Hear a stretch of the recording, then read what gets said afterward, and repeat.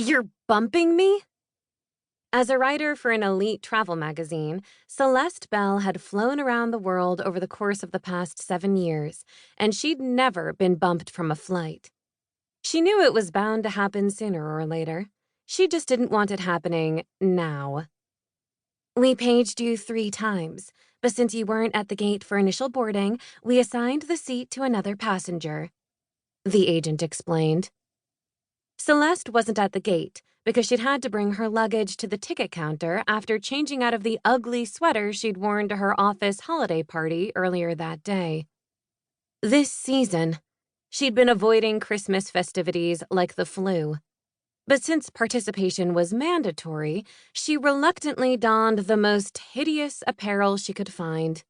A fluffy white sweater with a cartoonish fir tree emblazoned across the front. The tree was crowned with a blinking LED-powered star, and a dozen miniature, multicolored sleigh bells were strung from its boughs with silver tinsel.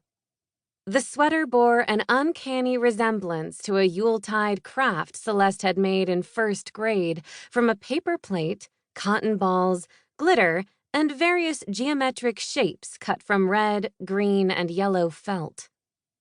Oh, the things she did for the sake of her career. I get it. Symbolism, Brad, the college intern, remarked. Holding a plastic cup of eggnog in one hand and a chocolate mint brownie in the other, he gestured toward her midsection with his chin. You chose that sweater because your last name's Bell, right? The bells were actually Celeste's least favorite part of the sweater, which was saying a lot.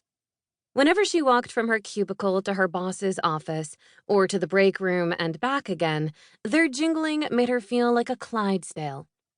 It didn't help that she'd gathered her long, thick blonde hair into a high ponytail and drew increasingly annoyed looks from her coworkers over the course of the day. She intended to switch wardrobes before a colleague drove her to Logan International Airport. But at the last minute, the magazine's editor-in-chief, Philip Carrington, tasked Celeste with proofreading Brad's post about the Boston Harbor holiday cruise. And by proofreading, Philip meant rewriting. Brad's draft was so poorly structured, it took Celeste half an hour to reword it. And by that time, her coworker was threatening to leave without her. When she arrived at the airport, Celeste wheeled her luggage into the restroom so she could change. She removed her heavy winter coat, scarf, and gloves, and she stuffed them into her suitcase, along with her socks and shoes. Then, she opened her smaller carry-on and checked to make sure she had a travel blanket with her before adroitly exchanging her slacks and ugly sweater for a casual slate blue swing dress and crochet cardigan. Finally, she slid her feet into a pair of canvas sneakers. Celeste intended to be ready for the tropical Caribbean temps the moment she stepped off the plane. But first, she'd have to step onto the plane. Are you sure there aren't any seats left?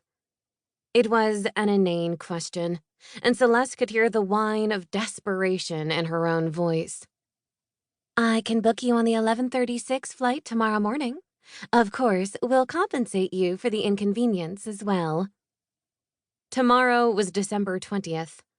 Technically, Celeste didn't need to be in the Caribbean until first light on December 23rd. That's when the Christmas Carnival, or simply Carnival, as it was called, for the particular island she was visiting kicked off a daybreak street party known as Juvet. The trip was a mix of business and pleasure. After taking a couple days to enjoy a much-needed break, Celeste would spend December 23rd, 24th, and 25th attending Carnival and describing its highlights in a Christmas Day post on the magazine's blog. That meant if she didn't leave Boston until almost noon tomorrow, she'd squander nearly a full day of vacation. Even so, Celeste cared less about that than she did about the weather forecast, which warned that a nor'easter was brewing. If it followed its projected course, the storm could pack a wallop in terms of snow accumulation. And who knew how that might affect air travel for the next few days? She couldn't risk it.